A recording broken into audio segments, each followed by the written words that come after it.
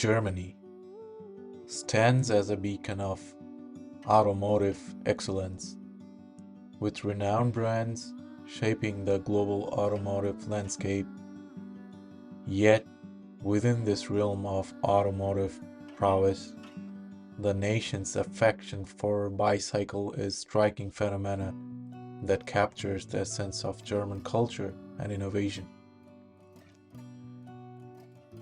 Cycling is immensely popular in Germany. Among 75% of the population owns at least a bike at their household. They often learn how to ride a bike at their early childhood. While cycling is considered as a sport in other parts of the world, but in Germany it's a part of daily life. People use bicycles to either commute to work or going to the school. So, to begin our presentation, I will have you walk through the time series analysis that we have done. Here you can see that from 2011 to 2023, it has been fluctuating, and during 2017 and 2022 there has been a dip, but at the same time we can see that after the dip it started going upwards, so that means we can see that the market is going good. Next, we have identified the profitable categories the bicycle company has, but unfortunately we can see that the e-bike is not performing as good as touring bike,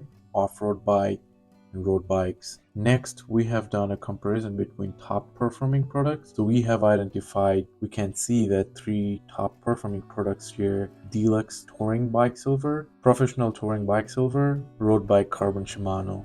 And this gives us an idea that which products are selling the most. Now, we have done a cost analysis. The cost analysis involves the cost and the sales quantity to see if the cost has an impact on the sales. So we can see that the e-bike has not been performing well as usual, but the off-road bike, the cost has been going up, at the same time the sales was going up too. But when we forecasted the 24 year, we can see that the cost was going down, but at the same time on 24 the cost was going up, but the sales quantity wasn't going up as well. Then we can see the road bike is performing the same as well. The cost was going up and the sales quantity was going up until 2022, but from 2023 we can see the sales quantity wasn't going up with the cost. So we can adjust the cost to increase the amount of sales. For the touring bike, we can see that the cost was going up, at the same time the sales was going up too. Next, we have done analysis on impact of discount on revenue. So we can see that the revenue line has been fluctuating over the years, but the discount level was also fluctuating. But sometimes we can see with the discount rise in the discount level, there's a slight change in the revenue, and when the discount level goes up again, there's a slight change in the revenue going up. But at the same time, when we see that this slight change when we see a change, the discount is going a little low, the revenue is going a low too. But the important thing, we can see that after 2021 the discount level reduced, but the revenue kept going up. So what we can tell that the discount does not have much influence over the revenue, but what we can do is we can minimize some of the discount to maintain the revenue, and that will help us get the profit margin.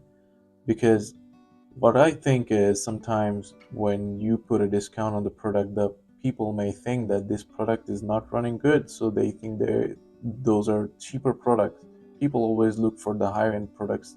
It doesn't matter if they can afford or not. Next, we have done a net income based on the cities.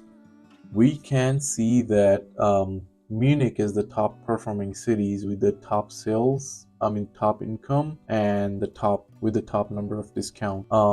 The top performing products in Munich is men's off-road bike, and then second comes the women off-road bike, and third comes the road bike carbon Shimano. We can see in Stuttgart, the second performing city, the discount rate is low, at the same time the net income is low. Here we can see the road bike carbon Shimano is popular. Now we can see if there is if in Frankfurt the amount of discount is low, but it's performing as good as Stuttgart. So we can tell that people in this region, they prefer the high-end product over anything. So discount doesn't matter for these people. They need good products. So if we can support them by good pricing strategy, I think we can improve the number of sales and net income in this area.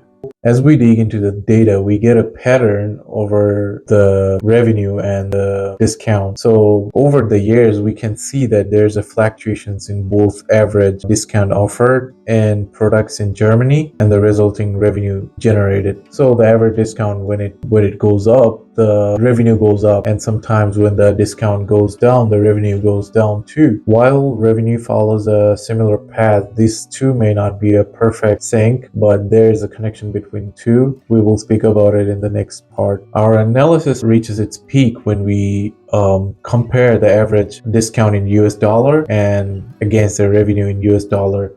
Although the discount fluctuate revenue also responds to these changes, it does not have an immediate effect. Interestingly, as an average discount decreases, the revenue also decreases. But the data reveals in some cities with higher average discount rate have the higher revenue growth as well. For example, in bustling urban centers like Munich and Hamburg, we see a surge in the revenue when there's a rise in the discount. So there are more revenue coming from the place in the major cities like Munich and Hamburg with more discount and more revenue. This leads us to a crucial question. Should we aim to increase our net income by decreasing the amount of discount or increasing the discount? Considering this question, we weigh the pros and cons of reducing the discount versus increasing sales revenues. While reducing the discount may cause short-term dip in revenue, but it could lead to a sustainable growth in the long run. But at the same time, if we want to have a short-term growth in the sales, we can boost up our discount to make the sales go up. But that does not help us in the long run because the more discount will cause more costs and reduce the profit margin for our product. However, it's not about the discount all the time. Product diversity and price plays a crucial role over here too. Cities like Heidelberg or Stuttgart, known for their discerning tastes and appreciation of craftsmanship, the people of this region, they prefer to exhibit high-end products. So despite the fact that the discount rate is lower here in this region, the people still invest on those high-end bikes. So this indicates that people care about the products, the quality, as long as you provide their features that they prefer. Armed with this insight, our path becomes more clear as we move forward. We must strike a balance between competitive pricing and profit maximization. This means implementing targeted strategies and targeted marketing strategies for those areas. So in this case, if we want to increase the net income, what we can do is we can offer more competitive pricing, more features. At the same time, we target the people around those market and provide discount based on what they prefer. So in that way, we can bring a balance between the less revenue generating area that could help us generate more revenue because of the marketing strategy that we change and the pricing strategy that we implement over there. With this, I would like to conclude my presentation, and I hope Global Bikes Incorporations get its increase in net income.